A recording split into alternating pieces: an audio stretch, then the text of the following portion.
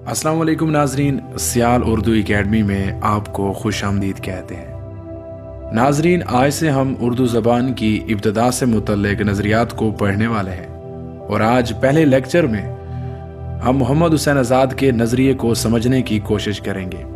तो आइए शुरू करते हैं।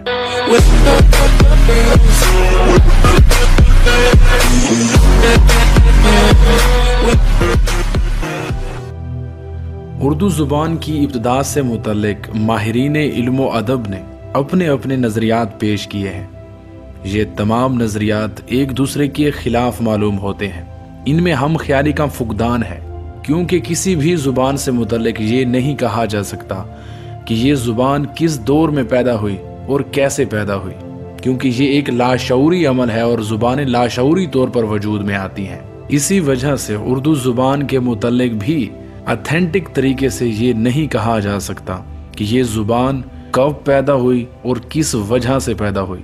हाँ, अलबत्ता इसके लिए मुख्तलिफ नकादों ने, मुख्तलिफ माहिरीन लिसानियात ने अपने अपने नज़रिए पेश किए हैं।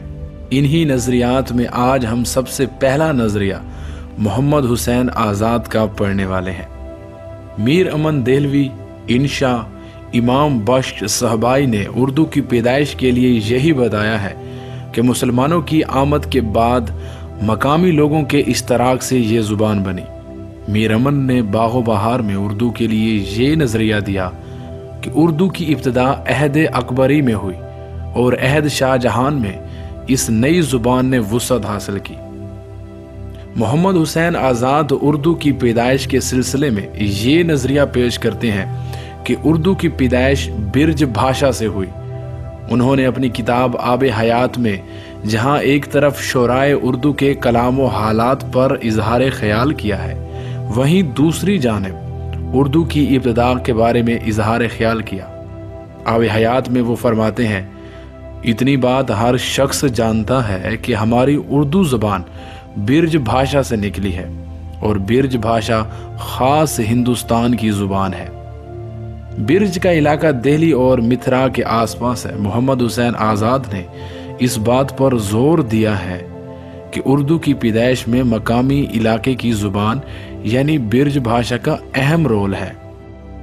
11वीं सदी ईसवी से पहले, महमूद गजनवी की आमद से भी पहले, यानी राजा भरत के अहद में हिंदुस्तान के बहुत से इलाकों में बिरज भाषा बोली जाती थी। मुसलमानों की ज़ुबान फारसी थी।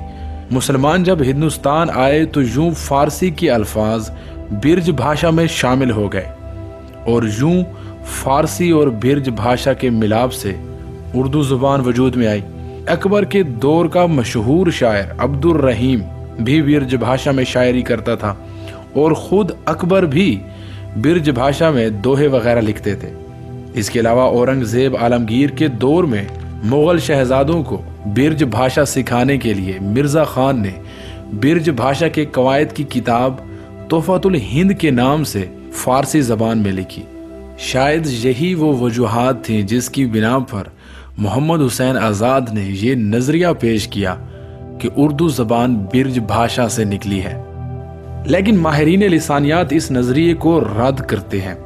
माहिरीन के ख्याल में ये बात दुरुस्त नहीं कि बिरज भाषा में चंद फारसी अल्फाज मिलने से कोई दूसरी ज़बान वजूद में आ जाए, और अगर एक लम्हे के लिए मान लिया जाए कि वाकई फ़ारसी के अल्फाज बिरज भाषा में शामिल होने से उर्दू ज़बान वजूद में आई, तो फिर आज उर्दू और बिरज भाषा दो अलग-अलग ज़बानें क्यों हैं?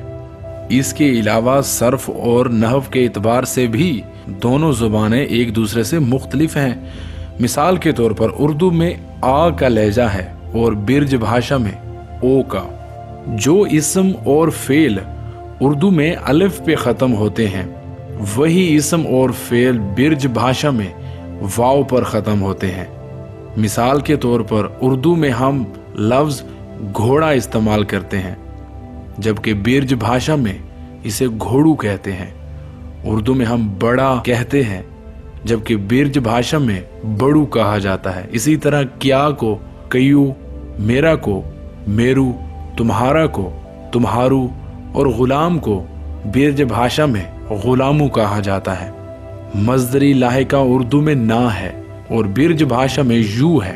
उर्दू में हम करना कहते हैं, जबकि बिरज भाषा में करियू बोला जाता है। उर्दू में होना बिरज भाषा में होयू, उर्दू में चलना बिरज भाषा में चलियू वगैरह इस्तेमाल किए जाते हैं। इस्म की जमा बनाने के लिए उर्दू में मुख्तलिफ कायदे और कवानीन हैं, जबकि बिरज भाषा में लफ्ज के आगे नून का इजाफा कर देने से वो जमा बन जाता है। मिसाल के तौर पर हम घोड़े की जमा घोड़ों करते हैं, जबकि बिरज भाषा में सिर्फ नून का इजाफा करने से यानी घोड़न करने से ये इसकी जमा बन जाती है। फेल मुस्तकबिल के लिए उर्दू में गा इस्तेमाल होता है। साल के तौर पर मैं ये काम करूंगा, जबकि बिरज भाषा में मुस्तकबिल के लिए हा इस्तेमाल होती है और ये इस्तेमाल होती है। मिसाल के तौर पर उर्दू में करेगा, करूंगा, करेंगे, जबकि बिरज भाषा में करियो, करे, करिए। इसके अलावा उर्दू और बिरज भाषा के फर्क के लिए कुछ जुमले देखिए। उर्दू में हम बोलते हैं मेरा बेटा आया, बिरज भाषा में मेरू बेटू आयु, उसने मेरा कहना ना माना, वाने मेरू कहियो ना मानियो। इसके अलावा उर्दू और बिरज भाषा में कुछ चीजें मुश्तरक भी हैं। दोनों जबानों में कुछ न कुछ मुशाबियत भी पाई जाती है, लेकिन ये सिर्फ बिरज भाषा की खुसूसियत नहीं, बाज दूसरी जुबानें भी ऐसी हैं जिनके साथ उर्दू की मुशाबियत पाई जाती है। इस बिना पर यह कहना कि उर्दू उन जुबानों से मिलकर बनी है या उन जुबानों से निकली है गलत होगा। इसलिए मोहम्मद हुसैन आजाद का ये नजरिया यहाँ पे गलत साबित होता है कि उर्दू जुबान बिरज भाषा से निकली है या उर्दू जुबान और बिरज भाषा में कोई माँ बेटी का रिश्ता मौजूद है। उर्दू की इब्तिदा से मुतल्लिक नजरियात का सिलसिला जारी है।